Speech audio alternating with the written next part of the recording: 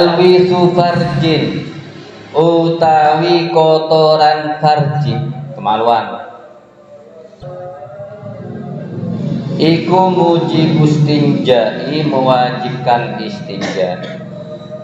Wa sunnalan dan sunnahake apa istinja bil ahjari kelawan piro-piro watu. Summal ma'i moko kali-kali banyu.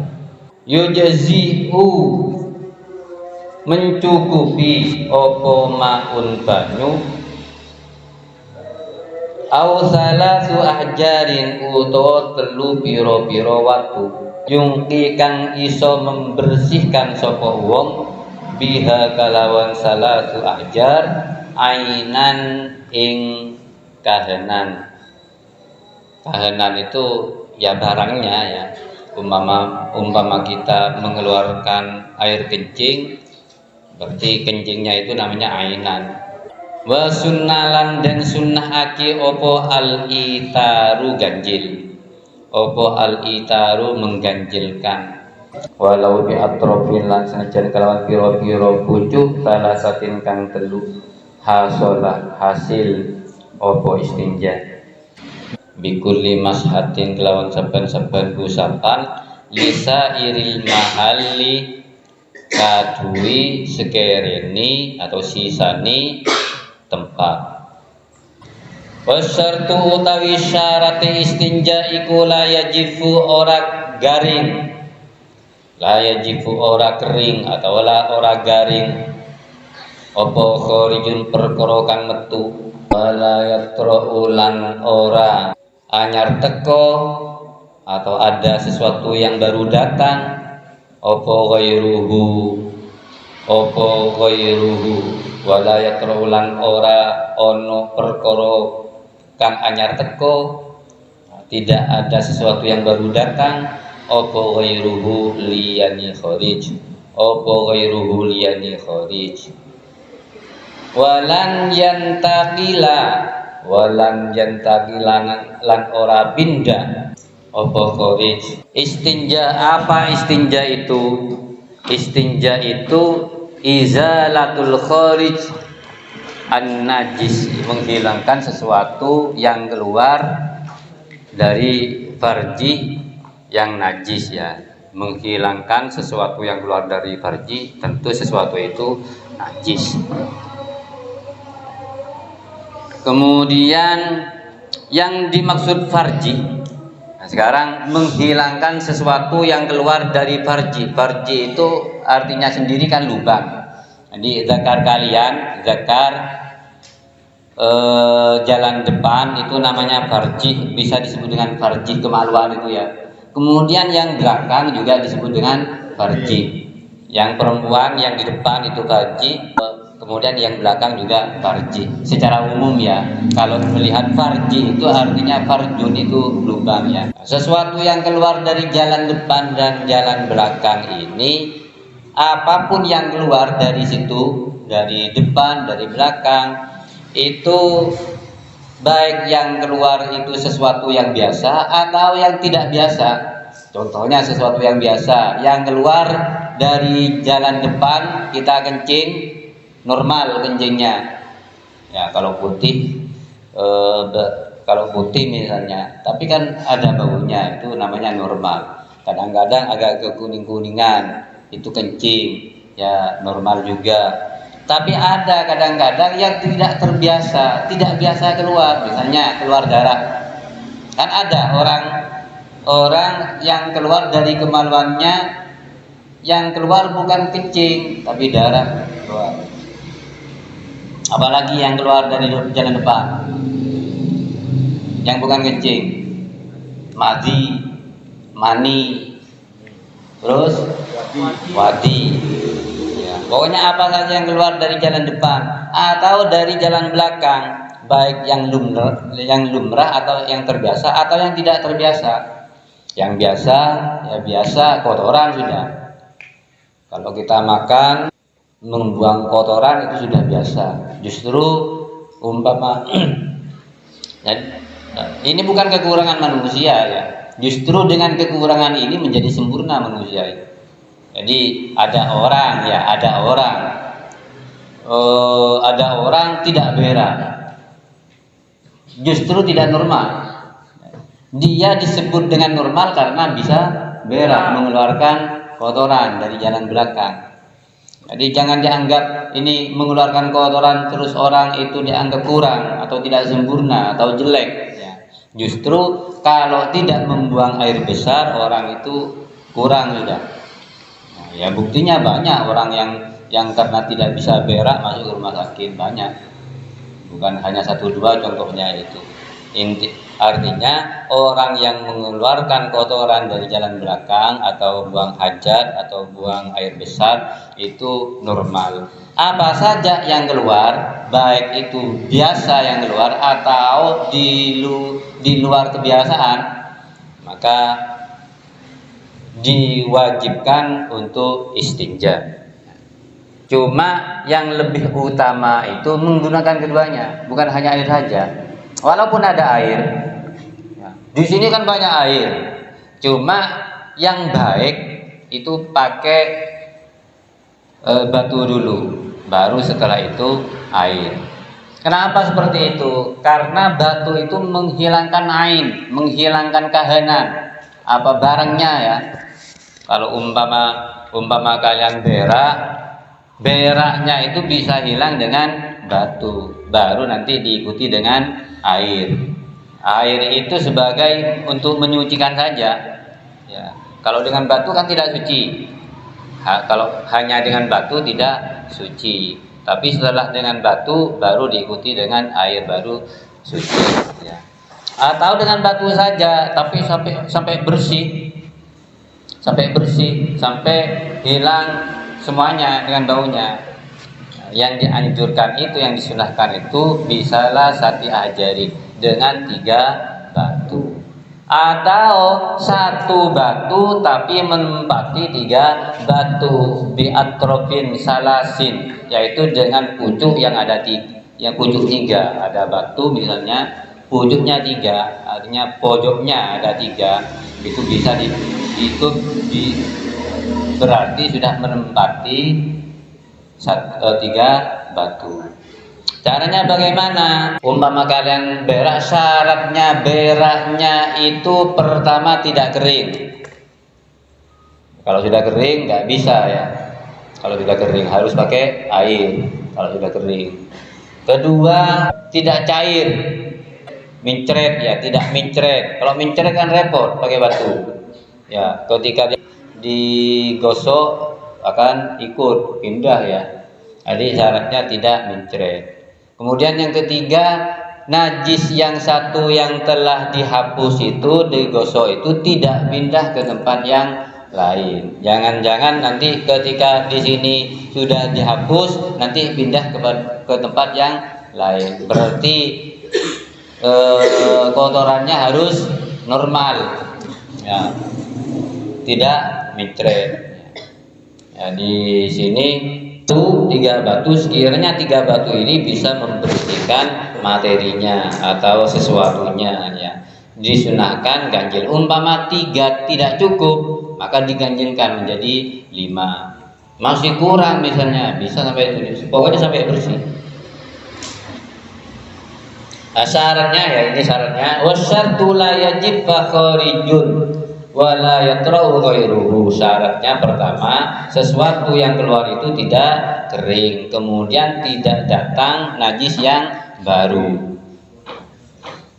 Wala yatra'u ghairuhu ini, jadi tidak ada najis lain yang ikut serta berkumpul di najis yang dibasuh itu. Apa saja yang bisa digunakan? Apakah hanya batu saja? Apa saja boleh, asalkan syaratnya pertama tidak keras, kemudian sesuatu itu yang menyerap, kemudian sesuatu itu yang tidak dilarang oleh syara, dimuliakan oleh syara, misalnya tulang ya. Tulang tidak boleh. Tulang, baik itu tulang hayawan ya. Tulang hayawan. Jadi yang diperbolehkan itu batu atau sesuatu yang bisa menyerap. Ya, ya bisa tisu. Terus tidak, kalau sesuatu itu tidak menyerap tidak boleh. Contohnya apa? Kaca kan nggak menyerap. Wah, kalian istinja pakai kaca, malah nanti luka ya. Pakai kaca. Ada cermin, ya.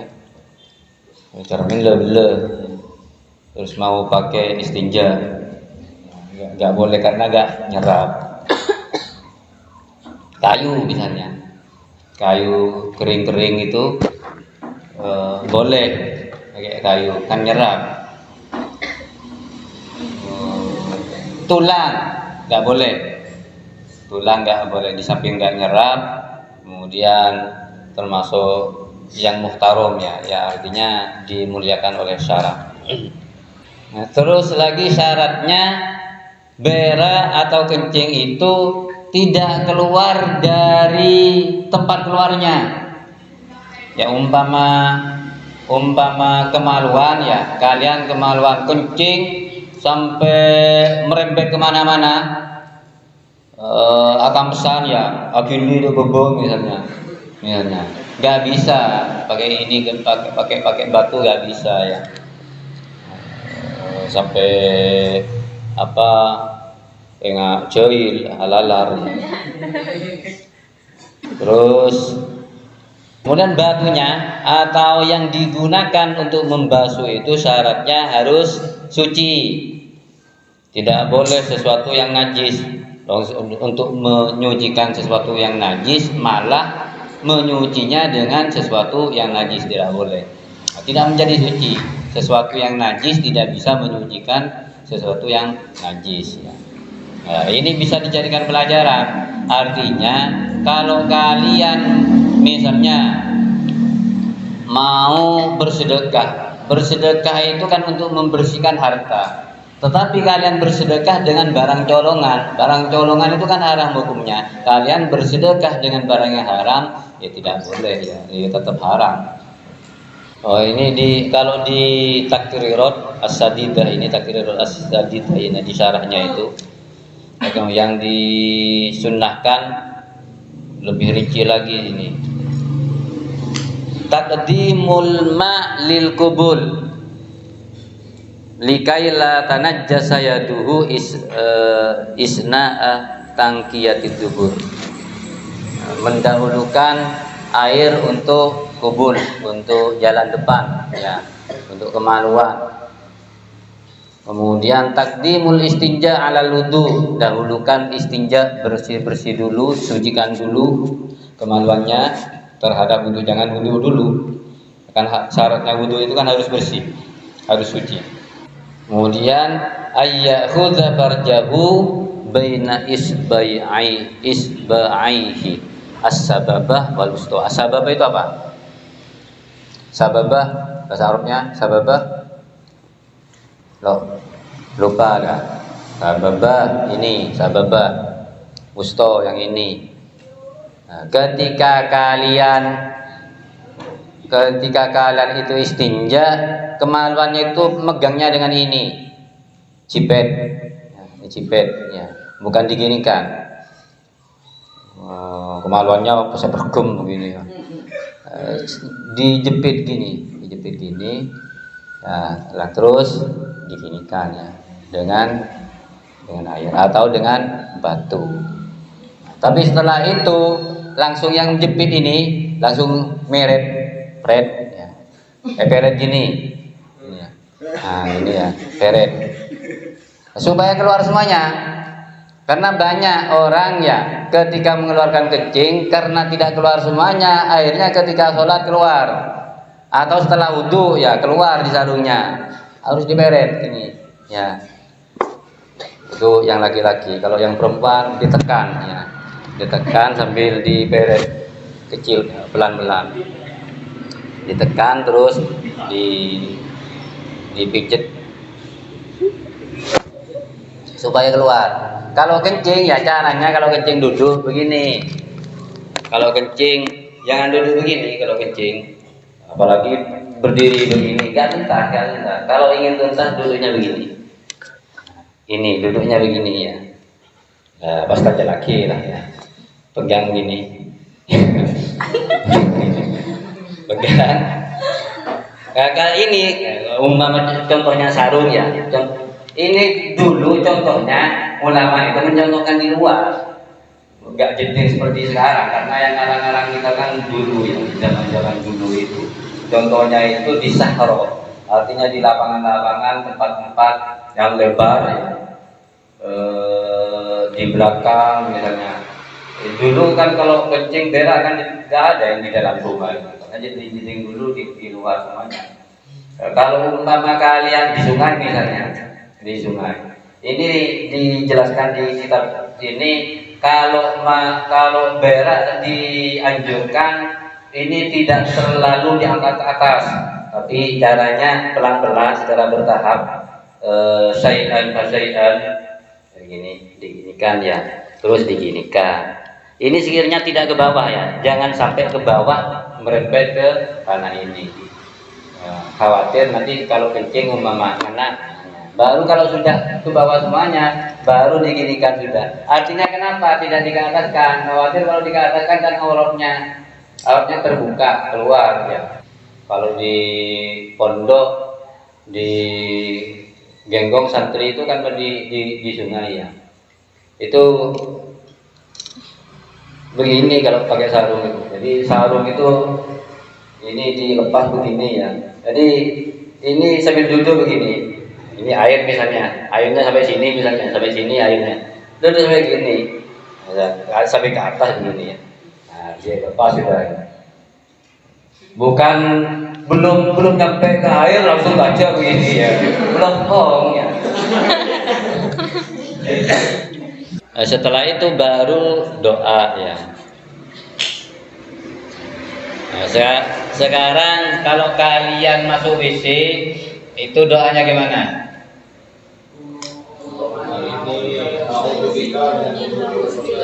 Allahumma inni a'udzubika minal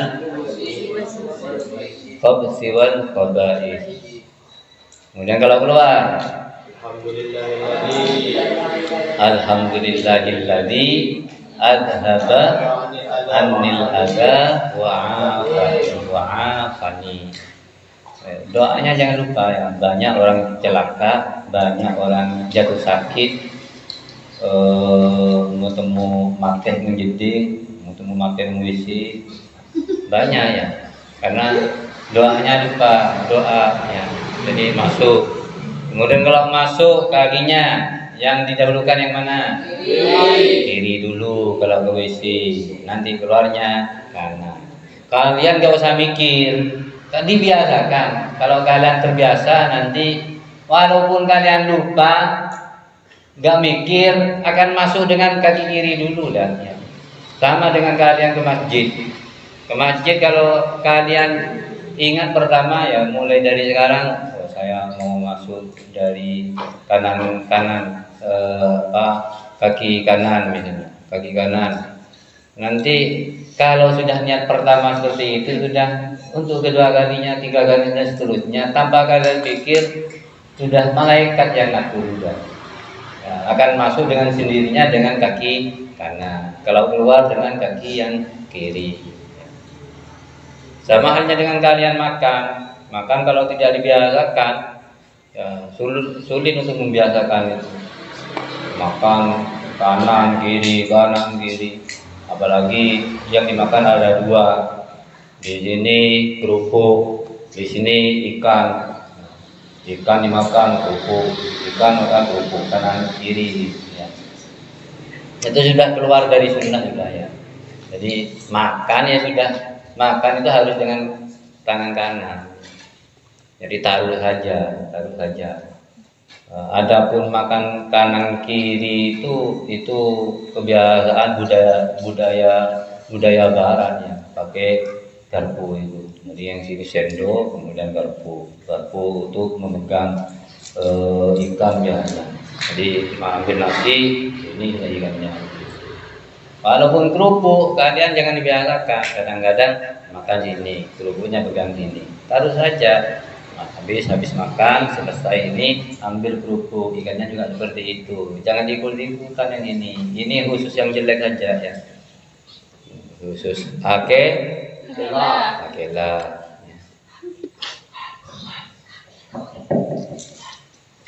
Dah wallahu alam. Rabbi